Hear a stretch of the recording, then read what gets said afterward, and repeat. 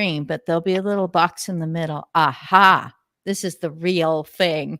Oh, we are so on time. Have you ever waited for a show and it's like you try to go in and you're trying to figure out, am I in the right? Yeah, am I just in the wrong spot because there seems to be, nobody. Oh, and I see that Christina put some things into private chat, so I won't talk about that because we are live.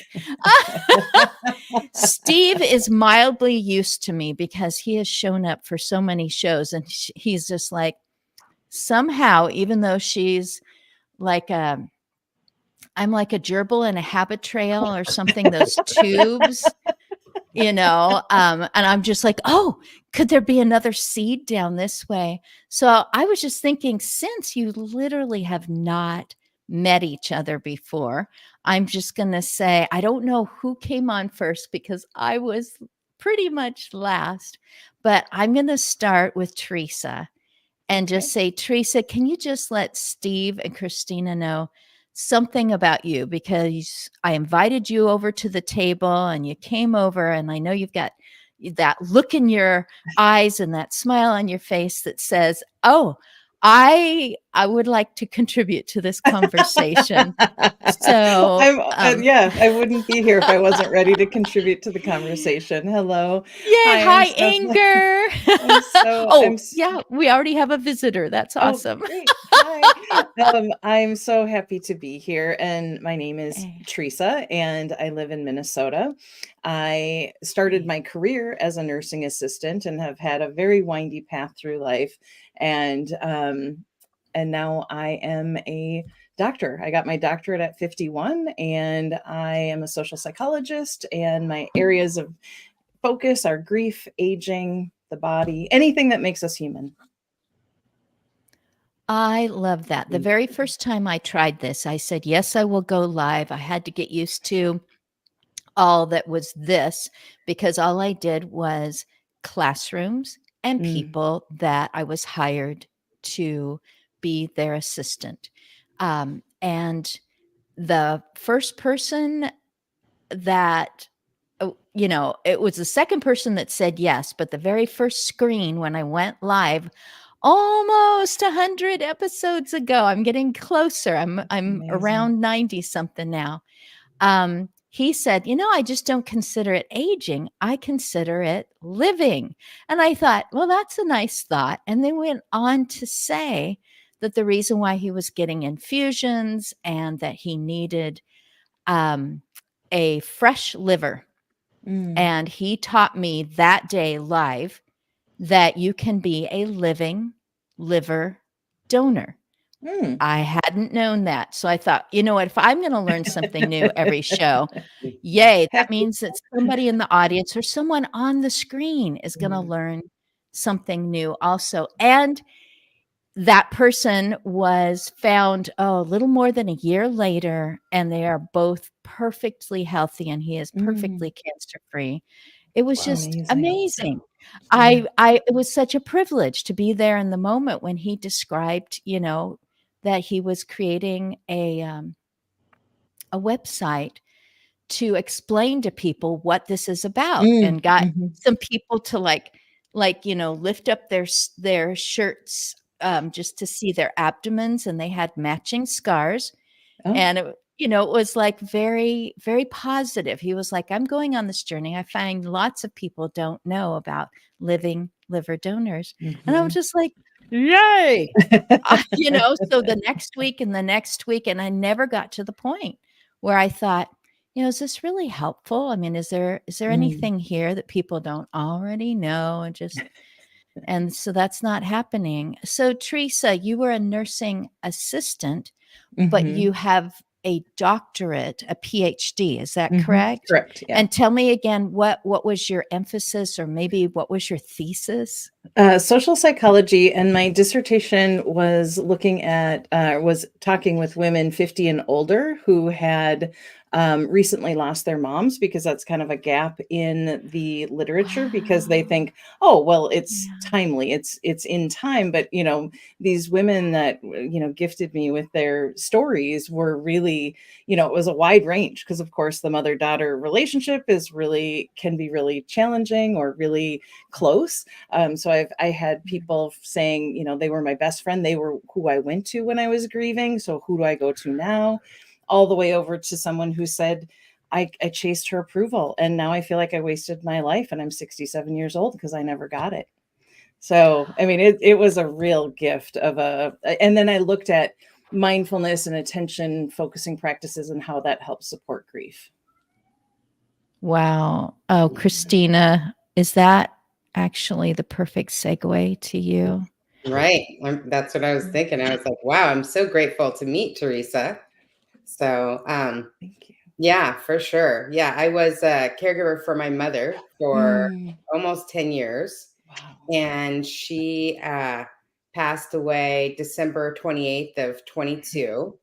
And I'm in the care space, and I do a lot of, I help a lot of people through that care journey. I help a lot of businesses understand how to reach family caregivers, how to market to family caregivers, how to build community and have successful events for family caregivers. And I've also started a program about caregiver recovery, which is very different from grief, right? There's the grief portion. I was fortunate in the sense that, not fortunate, but my father, who I did not care for, passed away about 7 months before my mother. And I went through a lot of grief counseling. And then when my mother passed away, I had some of those grief tools in my back pocket. But there were so many things that were so different between the caregiver recovery and the grief. When you're on call 24/7, for 10 years, you're in fight or flight mode for 10 years, you're putting yourself second for 10 years.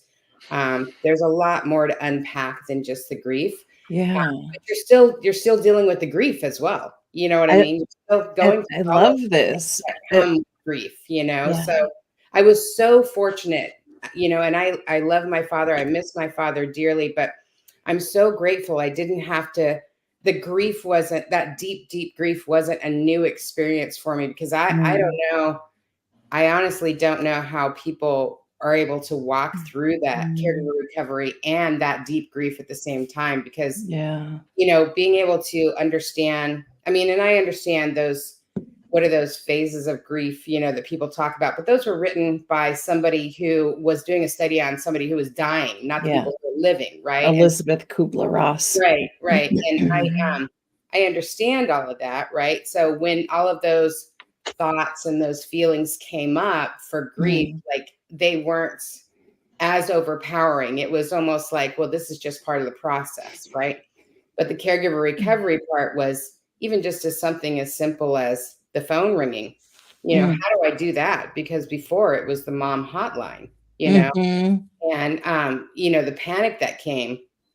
And it was very interesting because I also, from 2019 and until December of 22, I cared for my ex-boyfriend as well, who had a stroke. And then in December of 22, I had to put him in 24-hour care.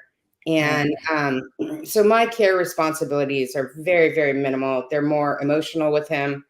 And I remember one day, about 5 months later, after not being a full-time 24-hour caregiver, I had something happen that was one of those like emergency situations, and that feeling in my body came up again, and it was foreign, and all I could think of was like, wow, I can't believe I lived in this state, that my body was in this state of, feeling this anxiety and feeling these emotions and, the heightened blood pressure and all of these things, for 10 years. Like, how did the body survive? And it's no surprise that 3 years into my care journey, doctors told me I had 6 months to live, and I had to recreate my life, so. Yeah, so it's interesting. But yeah, so I love that you're here. I love that we're on the same show. Not only do I love that, but I love your jacket. We've Oh, talked thank you. about that, you know. And I'm just grateful to be here. So, and I love Christine too. So she's amazing, and I'm a fan. So yeah. Yeah, and I have. I'm a fan.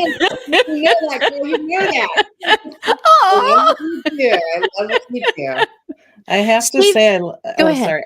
I have to say, I love this term, caregiver recovery, because I hadn't thought about that post, kind of high stress, your body's on high alert, the somatic processing, and to then go like, okay, yes, there's grief, and there's also this recovery, especially for that long-term care and multiple layers of that. Wow, I There's am real so happy many to be here layers. as well. Yeah, Yeah, thank so many you. layers. Even just the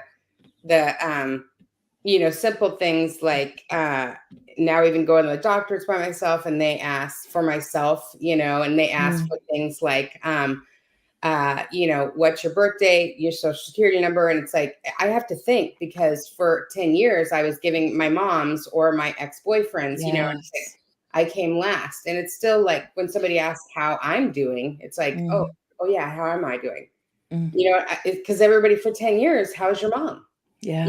I mean, there are Yeah. so many, even just something as simple as having the luxury to take a shower when I want, to eat what I want. Because for 10 years, all of those basic things in my life, if I paid rent, if I paid my bills, what I ate, what I did, who I was friends with, what I could do socially, my emotions, like my day, where I worked, everything was determined by how's mom today, So now, I got free reign. It's like somebody left the gate and I'm allowed to run free. And it's like, well, what do I do? Where do I run? Like, I don't know. Who am I?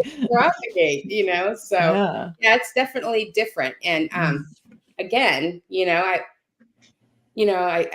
not that I don't miss my father. I love my father. I was very close to him. He was, definitely a hero to me and a big support to me. And I'm just very grateful that I didn't have to learn about the dynamics of grief and the process of grief when it's somebody that you deeply care for, as well as the care of recovery, because it's a lot. It's a lot. Yeah. It's almost like he I don't know. Did he give you a gift of being your hero and saying, you know what, I'm going to let you grieve me first? My dad always took care of me, so I don't know. I don't know if he didn't make that conscious choice, because he didn't want to go, and he was very adamant about that. But but it was definitely the easier, softer way to be able to walk through this journey, and even though it was painful.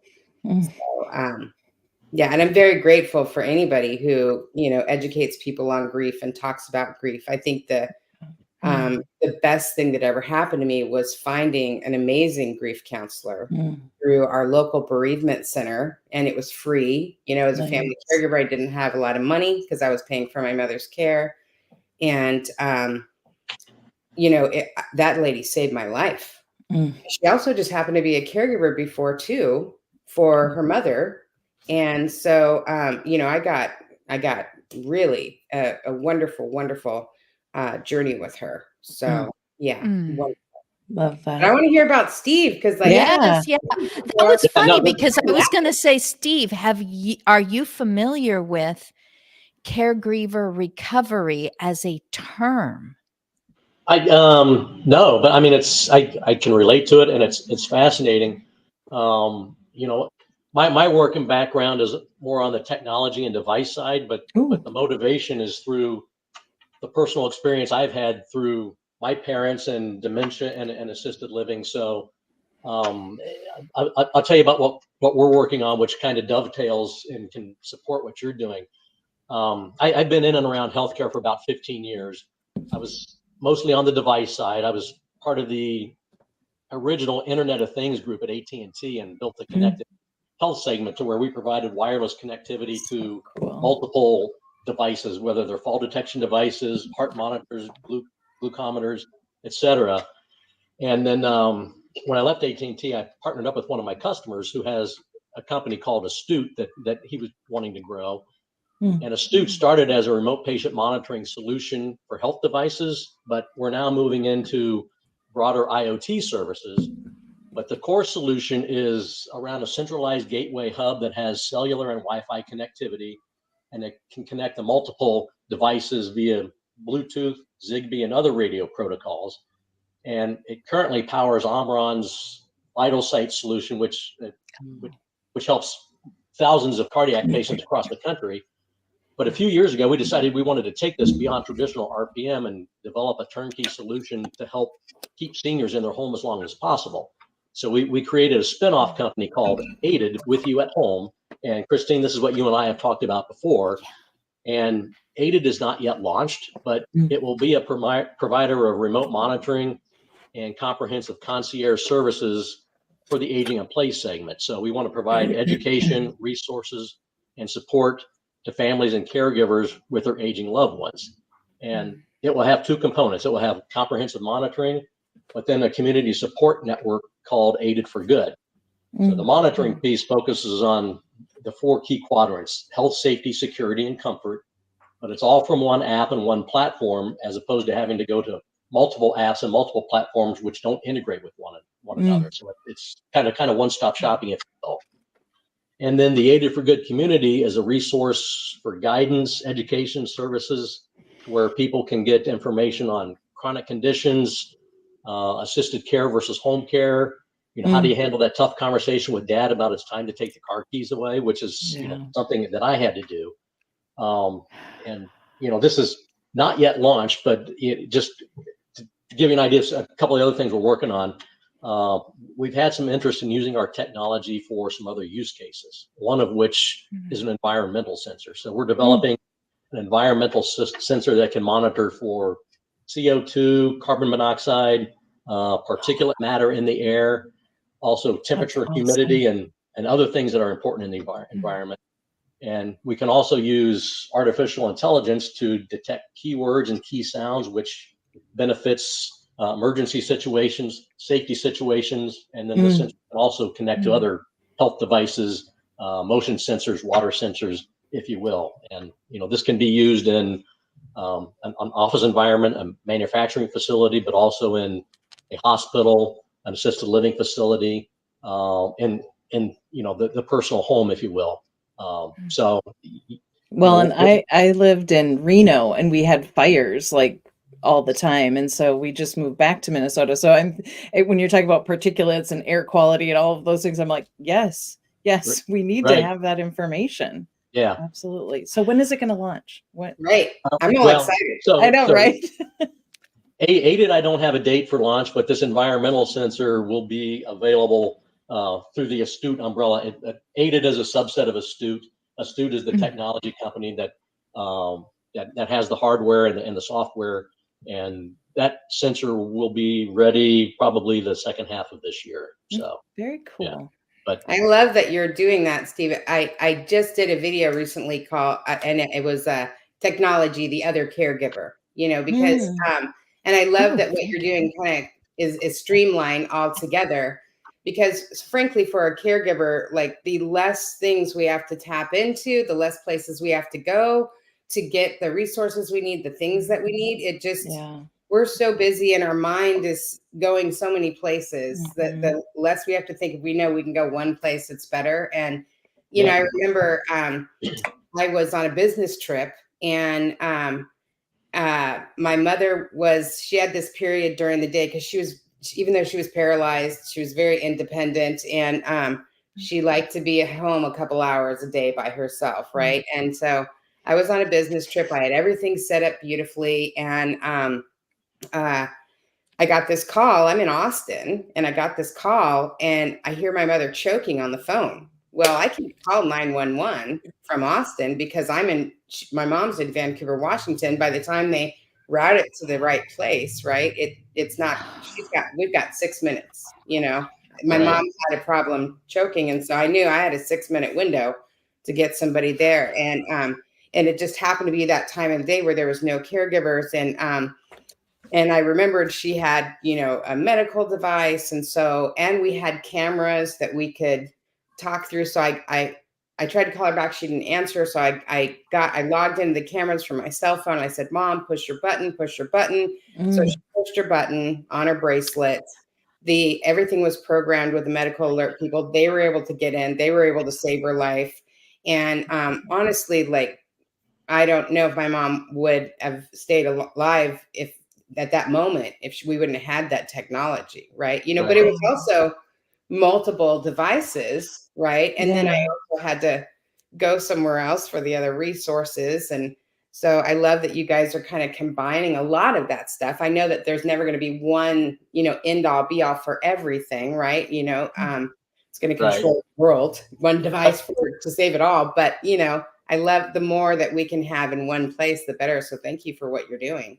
Yeah. I mean, and to your point, if someone falls and, they're unconscious, you want to be able to get that alert and notify the EMTs and then be able to unlock the door so that they don't have to break the door down. And, as a caregiver, when you need information, when you need that help, you need it now. You don't have time to go look for it. You need to have something that you can deal with now. So yeah, for sure. And maybe only one password to remember, because I can't imagine trying to log into all the different things.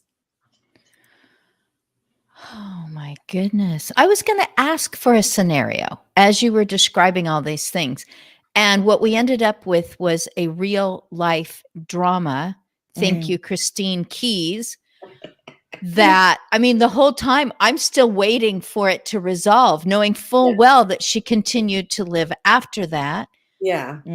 I believe you were with her. I mean, you were in town when she did. I was in Austin, Texas. She was in Washington. Yeah, I was thinking, I think Christina was with her mom when she passed, that she was not in when my mother Texas. Passed, absolutely. Yeah. When my mother passed, I was by her side. I was absolutely by her side. When my mother passed, we had many end of life talks. She wanted to pass at home. She went on hospice. Actually, on my birthday, Thanksgiving of 22, we were in the hospital, and she was discharged on hospice to home, and she was on hospice from Thanksgiving until December 28th, and she passed in her bed in her home as she wanted to. So, yeah. And she was only given 1% chance to live when she had her stroke. When she had her stroke, she was paralyzed from the neck down. She couldn't talk. I had to teach her how to talk again. I remember the speech therapist was trying to teach her. I mean, speech therapist was wonderful. Don't get me wrong, but she was trying to teach her with stick figures and block figures. And, people come back for love, right? They come back for the people they love and the home that they love. And so I'm at the hospital because I lived in the hospital with her for 4 months, out of a suitcase in that chair, right? And so I got online and I printed off 300 pictures of our life and had somebody pick them up from Costco, and I made flashcards. And so I sat in the hospital with her, and I taught her how to talk, with those. She remembered her house. She remembered her grandkids. She remembered her dogs and, her flowers at her garden. And they give her 1% chance to live, and we got almost 10 years. And so, it was a beautiful journey. It was a tough journey. It was not easy. For any journey, I think we all know, it's not easy. We don't know how to do it. I always describe caregiving as, flying a plane while you're building a plane without a toolbox, without an instruction manual, and while you're afraid of heights. I mean, that is caregiving, So, but we managed to fly that plane, and that's what we do. So, I have a kind of a, I don't know if it's a philosophical question for Teresa and Christina, or more of a spiritual question, based on this discussion. My dad passed about a year ago. He was in hospice care and unconscious, and my sister, he was in Cincinnati with my sister. So I lived in Georgia and went up and, spent about a week up there. And, we talked to him. He wasn't responsive, but, when I left to go back to Georgia, about an hour later, my sister called me and said my dad had passed. Wow. So I guess my question to you, having been in that environment more, do you think they know, do they sense that, my son and daughter were there and I can now let go? I mean, what's your experience with that? I mean, I can go, or unless Christine, you want to. I have a couple of examples. My grandma too, we were with her all day and she was more like a mom to me. And my husband and my sister and I went to go grab some dinner, and that's when she let go. And I think that I believe that people kind of make that choice of that. And when we were doing hospice for my husband's grandpa Jimmy, he lived at our house. We had kind of organically, everyone came over, and the cousins, and it was not planned at all. And then most people had left, and he was non-responsive as well. But we all had our individual time plus the family time together, and as everyone left except for two of the cousins, we were all downstairs, and as we came up, I looked down the hallway and I was like, oh, like he let go, like in that moment, somewhere in the quiet, right? Like, so he was there all day with us. And so I do believe that, based on, personal experience, but also from what people have told me about timing. And some people are like, I was supposed to be there, or I wanted to be there. And I'm like, well, maybe they, maybe they couldn't because that tie or something like that. Yeah. Well, my grandmother, with my grandmother, she's a really strong woman. And I remember she was in the hospital and she was ready to pass. And she literally, she waited until every person came. Every person came and said their goodbyes to her. Wow. And once everybody came, literally within an hour after everybody had come and said goodbye, she passed. And my mother, same thing. We made the conscious choice. Like I said to my mom, I said, Ma, look, after you pass, everybody's going to send me flowers and cards and all this other stuff. Would it be okay if I let everybody know that you're on hospice and they can send flowers and cards to you? Because I want you to have them, and I want you to have those calls. They're going to say all these nice things at your funeral. I want them to say them to you. And so she said, yeah. And so we had sort of this like almost celebration of life for her while she was alive, right? So she got to have like all of these like beautiful video calls. Like we had this weekend where my brother and sister came down with their spouses and all the kids, and we had like a bunch of prayer time, and we had all the grandkids got to say goodbye to her, and like all of these things, and friends came, and it was, that last week was very quiet, and I had said my goodbyes to her a million times, and the last week she was in an end of life coma, and I was still talking to her even though she was in a coma. And I'd said, this one last prayer. I said, Mom, and she wasn't responding. She hadn't in a week. And I said, Mom, I love you. It's really okay to let go, And I remember I went upstairs to take a little nap, right? Because I hadn't really slept in a week. And I came back down a couple hours later when the professional caregiver came in. I said, let me check on Mom. And she was gone, but I think sometimes, just in my experience, the people that I've been with, and even my dad, I wasn't with my father, my father went within a day and a half. He went on hospice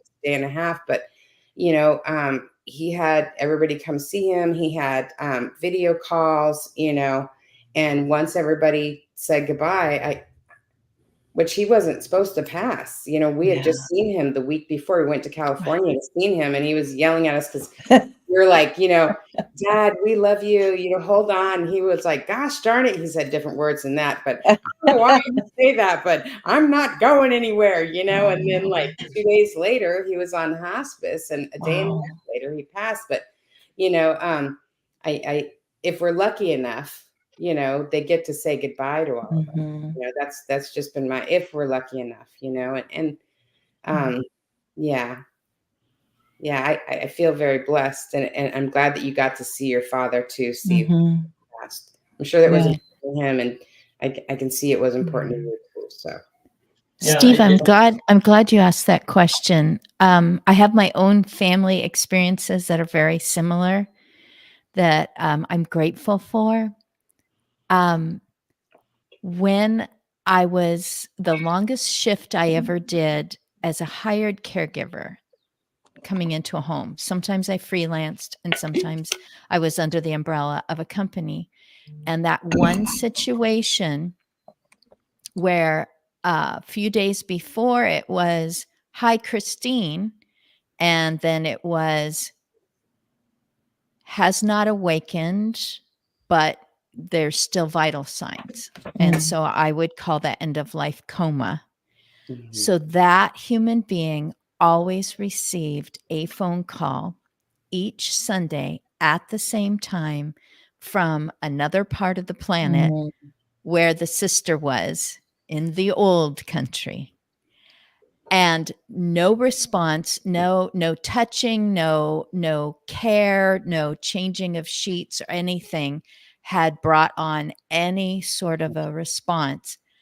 But I was fortunate enough to be in the room so that I could tell a relative that when the phone rang and that relative went to the phone to say, gosh, do I say not able to come to the phone or going to be gone probably this week? Or, what do I say to this also senior sister that when they were done with the conversation, I was able to say to them, your loved one right here went, huh?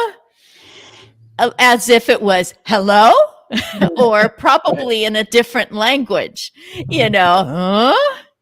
And I'm like, that was it. There was never a response to smoothing the hair or anything else. I had to think, yep, that person was used to that, week after week, decade after decade to, I must respond. And I was grateful as in my role that I needed to write notes. My notes got a little too long because I would write, that person, vocalized at the phone call that was the one they expected every week.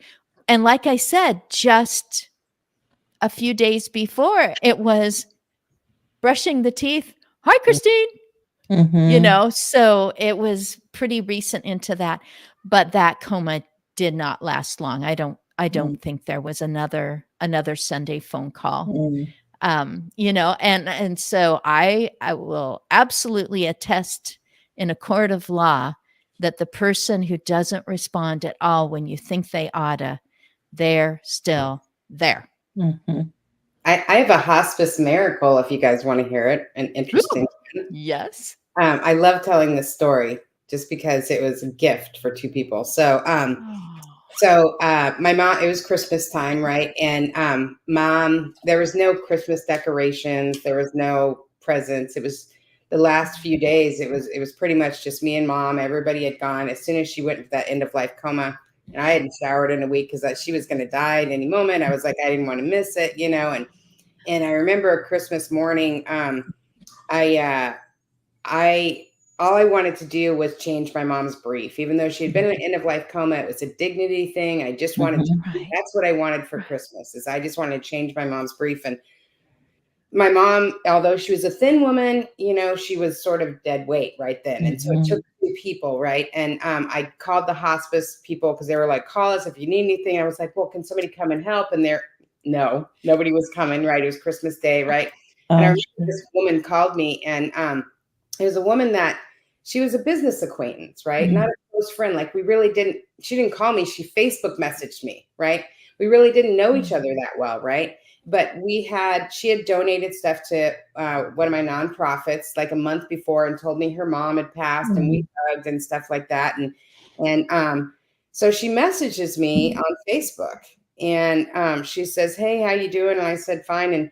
And she says, "Are you going to have Christmas dinner?" I'm like, "No, no," and she says, "What are you doing?" I'm like, "Oh, I'm trying to figure out how to change my mom." And she says, "Well, I'll come over and help." And I'm like, "No, never, no, never. It'd be like if Christine, me and you know each other really well, but not close enough for me to ask you to do something. You know what I mean? So yeah, like not that close, right?" And so she insists. And so she comes over. Now, remember, her mom had passed the month before, right? She comes over and she brings me Christmas dinner. And I was so desperate. I was like, okay, fine, come over, right? So she comes over, and now my mom, when she was conscious, anybody knew who came into the house, she was sort of mean too. Okay, let's just be honest. She was mean, right? And so mom's been in this end of life coma, and so Vivian comes in, and we go in the bedroom, and Vivian's standing at the end of the bed, and mom has not opened her eyes in a week, and I'm standing at the side of the bed, and I said, "Hey, Mama, this is Vivian. She's going to help me change you." And of course, mom doesn't open her eyes. She doesn't wake up. Me and Vivian change her, get her all cleaned up, all tucked back in bed, never opens her eyes, never talks, never moans, nothing. And so me and Vivian go into the kitchen, and we're whispering. I don't know why we're whispering. Mom was hard of hearing, and she right? And Vivian's telling me the story about how she had this dream that her mother came to her and said, "Baby girl, everything's going to be okay. Everything's going to be okay." And all of a sudden, out of nowhere, my mother starts yelling, "Mom, Mom, Mom," which is what she used to call me when she was sick. So me and Vivian are like, holy crap. So we go running in there, and Vivian's at the end of the bed, and I'm at my mom's side because she hasn't talked for a week. I'm like, "Mom, what is it? What is it? What is it?" And my mother sits straight up and opens her eyes and looks directly at Vivian, and she says, "Baby girl, everything's going to be okay. Everything's going to be okay, baby girl." And she laid back down, closed her eyes, never said a word again. Wow. Wow. And me and Vivian just went into the kitchen and bawled our eyes out. So it was like, I needed this Christmas Day miracle of somebody to like come give mom this Christmas gift of dignity. And she just needed to hear a message from her mom. Wow. And somehow, I don't know what happened, but we both got this beautiful Christmas Day miracle. And it was the weirdest, and it was just such an odd thing that it was her that contacted me on Christmas, and yeah, it was something I will never forget. It was a hospice Christmas miracle for both. Wow. That's amazing. That is beautiful. So You absolutely slayed Teresa. I saw the glasses come off. Yeah, it was instant. That is so beautiful. Baby girl. And it, I mean, it was beautiful. Mm-hmm. Yeah. Oh my goodness. I bet you're more than acquaintances now. We are more. We will always be bonded by that. Yes, we will always be bonded by that. And then her sign for that her mom's around is a hummingbird, and same with my mom. So anytime we see something beautiful, we're always about a hummingbird. We're always sending it. And so I don't know. We barely knew each other, let alone our moms knowing each other. So, but they met up somewhere and we're like, "Hey, we got to give these two girls a Christmas present because neither one of us can get on Amazon." So that's what happened. We both got a Christmas present. So it's funny you talk about the hummingbird. I learned about what the meaning of a cardinal is after my dad passed, and it's somebody's spirit is watching over you. It's like everywhere I go now, I see cardinals, flocks of cardinals. So it's to me it's. My dad, he's still with me. Hi, Dad. Yeah, exactly. Yeah. I say, "Hi, Dad. Is that Grandpa with you?" I don't know who that is, but it's those things that keeps the memories tight and keeps us going. So yeah, it's beautiful what happens, isn't it?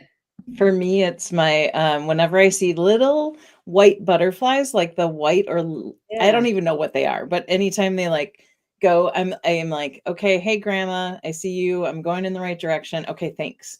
So, and we didn't have that like conversation. Like it wasn't like she and I liked butterflies together, but for whatever reason, that's the attachment I have, much like, Steve learning that, it's such a beautiful way to have that continued bond and that little like, oh yeah, their energy, spirit They're is still here. Yeah. yeah. They're still with us. Yeah. I love it. Thank you for sharing that. Wow. Wow. Wow. Yeah, you each get 5 more minutes. I'll start with Teresa, then go to Christina, Okay. and then to Steve. So you don't just have to say, how people can get a hold of you, but you can also just share something more. I'll be uncharacteristically brief. Skinny little book. Did I already pass this by you, Teresa? Caregiver Kit?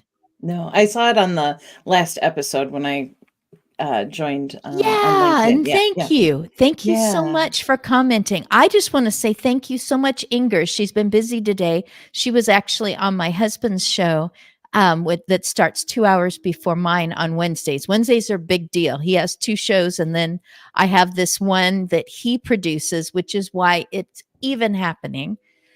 This I wrote because I wrote an article because I was with so many different people and so many families and so many professionals that told me what to do for the, situation, professionals, medical professionals. And I put it together in an article, and my husband said, that could be a book. And I've been told by one of the experts here in the state of Oregon, like she's been doing this 50 years, and that is not an exaggeration, that it was so good that it was short, because when she is doing what you are all doing, when she is doing with her people, families come in, they need an aging doula, a death doula. They need a caregiving doula. They need someone to say, you are starting to recover from your caregiver journey. And it's like, I'm not myself anymore. I didn't have time to recognize that. So it was short. She hands it to people. They thumb through it and they go, now I have something that I feel I can do. So I call it a practical guide. My other one, literally 52 different aspects of aging. One of them is when driving and keys have become an issue, because it is so universal. And then there's 51 others that I identified. My 2 books. Christina, I will be contacting you about a little teeny skinny book that I want to write because it came up on a different show. And the person said to me, who was in the chat column, I was not a guest, oh my goodness, we need to do a show on that. So you and I are going to talk about re-entering the workforce after your caregiving years and how to reconstruct your resume to say, I've been recognized as a coordinator of, I have dealt with the US government and and was victorious. I have assisted with medical procedures. Just let's get it out there and make it what it is that I did the impossible. So you're just lucky I even showed up for this interview. Right. What have you done? What kind of hero are you? Exactly. You got nothing. You're so lucky. I do this while in my sleep. Yeah. I was a caregiver. I can do anything, right? Yeah. Right. Exactly. So, Teresa, about you, getting a hold of you, do you have show and tell that you want to put up or anything like that? I know that you talk to people. I do talk to people, but I'm going to circle back to your show. I think it should be Home Care Hero. Is the title, Home Care Hero. Anyways, Home care hero. Are you talking to me? Yeah, I'm talking to you about the show that you just said that you guys were going to talk about. Oh yeah. This guy does lots of shows every Okay. week and I thought, brings like, the in title of people. that And I'm episode. like, before he brings me in for the very first time as a guest, I need to have a little thing that I can cling to saying, I really have something to say. Okay, well, I'll get off of that. I do love generating ideas and I love it. being Home in care hero. company with people. So, how can people get a hold of me? My website is, you can either find it through my name, teresabscore.com, or you can find it with the kind of acronym for my live show, which is Creating Connection with Dr. T. So on the first and third Wednesdays of every month, I am live and I'm talking about the things that make us human. So it could, death, dying, grief, all with like the theme of meditation and mindfulness, kind of going through, because mindfulness and meditation came into my life my first year of grad school. I think I had mentioned it. I don't know if we were on air yet, but I was a late in life student. I didn't graduate with my undergrad until I was 41. And then I, had a mentor friend who, kept going, grad school. And I was like, what are you talking about? Anyway, so went to grad school at age 44, and it was stressful. I mean, I was like a mess that first year. And so someone had said to me, well, what about meditation? I was like, I will try anything. And so while I was getting my PhD, because meditation and mindfulness made such a difference in my life, I became trained. So I have, I'm trained to facilitate mindfulness-based stress reduction. So I do 8-week courses through the John Kabat-Zinn kind of training model. And then I'm also certified in mind body medicine, which is another 8-week course. And that is through the Center of Mind Body Medicine, really robust program that shows, how we can support people with trauma. And so I use that and I bring grief into that. So I do webinars, I do trainings, I do one-on-one. I've done a grief, group in person and online. And so I've worked with professionals who are, working on the field and doing the things. And then I also do, corporate training. So I just did a session at a conference not too long ago on stress and burnout, because I had such a long, windy road to here, right? I had a full career. I was a nursing assistant, and then I found my way into the insurance world. So I was a claims adjuster, I was a claims assistant, claims adjuster. Then I was in engineering. So I, was a marketing assistant and an HR rep and a executive assistant, office manager, the whole 9 yards. So, I mean, I've had this windy path that I love then connecting, and I, kind of gravitated towards this work, my whole life. And so, being able to do this in real life and in real time is quite a gift. So I'm excited to be here, and thank you. So find me. Oh, I also have free meditations on Insight Timer. So Insight Timer is an app, and you can go there, and I have about 6 uploaded so far. And so join me and meditate with me. Oh, well, I was working as a caregiver under a supervisor who used to be a med tech, a scheduler, and a nurse. That was thrilling to me to finally have medical backup on when I would see pills scattered. 2020, 2021, 2022, we all know what that was like. And I would text my 3 people, because I always had their number, and I would text them.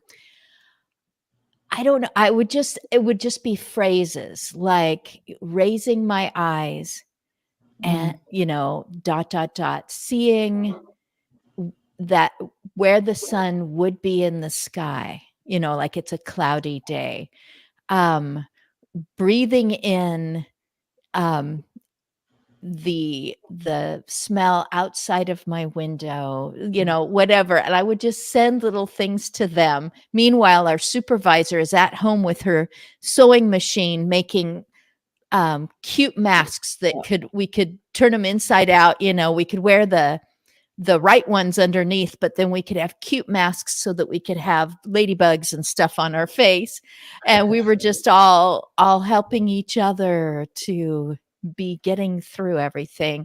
Christina, she said home care hero? No, home care hero. Oh, it stuck with me right away. So I'll give that to you. You can use it any way you want to. And if I take it back, I'll let you know. Christina, about you. Obviously, keys for caregiving. Yeah. You are now your own brand. Woo! Yeah. I've been doing this for a while. I left my tech career I started a very successful hyperlocal nonprofit, and that won awards, and that model was adapted nationally. I worked for a large company, recreated that model all across the United States. While I was doing that, I was doing a lot of advocacy work for family caregivers, speaking all over for family caregivers, and doing some consulting work for other businesses on the side. And that demand just got bigger and bigger. And so Keys for Caregiving came about, and you can find me at ChristinaKeys.com. You can text my text line, which is 360-230-7736. I'm doing the same thing I've always done. I speak about caregiving. I speak about how to reach caregivers, how to build community for caregivers. I consult with businesses on building community for caregivers, how to market with caregivers, for caregivers, how to consult with them on, how to construct the back end part of your app so you can actually reach and contact, caregivers as well. I think sometimes folks have really great intentions, but sometimes people don't speak caregiver really well, and I do. And I know that a lot of caregivers are many times in reaction mode, and so you have to speak to that. And if you want to capture that audience, I also talk about caregiver recovery, and I also consult with businesses on not only building community live, boots on the ground, but caregiver events. I've done a lot of really successful caregiver events like Caregiver Christmas, where we gave away 1,500 gift bags to family caregivers, large caregiver expos, 43,000 square foot expos, created, planned, executed those. So I can help businesses create those for their companies as well. So that's what I do. If it has to do with caregiving, it's what I do. And I love to do it because honestly, for me, every time I get to do that work, it's just another line in that love letter to my mother that says, you weren't a burden, you were a gift. This journey was a gift. And plus, with me having that journey where, 3 years into my caregiving journey, the doctors told me I had 6 months to live, and then going through it, I know what caregivers go through on a daily basis, and the mortality rates for caregivers, 30% of caregivers pass before the person they're caring for. 35% of them pass within 5 years of the person they're caring for. And if they're over 70, 65% of them pass before the person they're caring for. And you know what? I'm on a different clock than a lot of people. The work that I get to do, I'm on a clock that there are caregivers suffering every single day and dying every single day, all because they've stepped up and said, I love you to somebody. And if I can help one caregiver just have it a tiny bit easier, that road for caregiving, no matter how much you love somebody, no matter how grateful you are, they're still alive. It's always going to be a little tough. So if we together can make it a little easier for one caregiver, I'm more than happy to work with anybody. And I believe in, yes, I understand everybody has their businesses, but I believe that the only way we're going to be able to change what's going on for caregivers, because I advocate for laws to change. I advocate, statewide and federally for laws to change, but that is a slow process. The only way we're going to make positive changes is for us to work collectively together, and so I feel like there's no competition. There's enough caregivers for all of us to work together. If you look at my city alone, in Washington State, there's 800,000 family caregivers. My city has 500,000. In Clark County, there's 500,000 residents, 49,500 500 of them are family caregivers. And in your city, 12 to 17% of your population are family caregivers as well. So there's enough family caregivers for us to all have business, us to all work together. So that's what I do is I love working with companies and helping them accomplish their goals and be aligned with their mission to help as many families as we can together. So I'm only an hour and a half south of Christina, and she posted out one day, "Oh, I'm going to be getting together with like-minded organizations." So I just drove up there and completely went to the wrong spot because it was boulevard, not street, or road, not, cul-de-sac, whatever it was. Found the spot, found, it was right in the same parking lot as a bereavement center. Is that the one? yeah. Awesome. We were fortunate enough to have our meetings there at the time. And, Mhm. Loving It Forward is still thriving and growing. My demand to help people was just growing nationally. And so that has been taken over and put into very competent hands here in Vancouver, Washington. And I'm pursuing and actively going forward with all my work nationally. So, which I love that I can reach more family caregivers and Yeah. I'm able to work with more family caregivers. And, and if you work with seniors, if you work with family caregivers, but you've not had a caregiving journey yourself, there's a documentary that was put out by Scripps, and it's called The Love of Care. And it's a 34-minute documentary. It follows 5 family caregivers, a day in the life of the family caregivers. It's my story, Aisha Atkins' story, Mark Allen's story, and 2 other families, different types of family caregivers. But it's very eye-opening. If you've not had that experience yourself, but you work in the care space, I really encourage you to watch that documentary because it's what we go through. It's not just showing up and making sure they get to the doctor's appointments and they get their medications. It's a lot. So Yes. I just wanted to, just before we go to Steve, Inger had said to you, Christina, just goes to show no matter how similar the experience, it can still be different. The more that you've talked to people, I've watched you listen to people who just wanted to tell you things. But just to know that somebody is coming from a place of understanding. Teresa experiences this. So wonderful. Russ Hedge also came in, and I would like for you all to tell Russ, you're welcome. He said, thank you for doing amazing work. So we're going to do it on 3. 1, 2, 3. You're welcome. Yeah, he knows the journey too, very, very much with both his parents. Steve, who do you need so that aided? Do you need an army? Do you need tech people? What do you need so the aided goes, whoo, out there? We need an army, and we will find an army. But first, let me just say thank you to you again for providing this forum.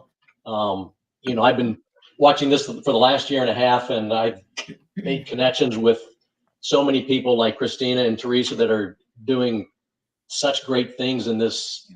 I call it aging better movement, and I think Teresa or Christina, you'd mentioned it. It's collectively we're all doing this and moving the needle, moving the effort forward, and it's driven by passion, and you can feel it every week, and you can feel it here today on this show. For us, how can we help you? On the aided side, think of us as a resource. So when we do get launched, we can feature your service on our website with click through information so that you can be somebody can come to us, but they can find you if they need information on caregiving, etc. And then on the astute side, if you need a tech partner, to help with a device or a service or a solution, let us know how we can help you. But this is this is a mind-blowing show every week. It really is. So I appreciate the opportunity to be here. Wow.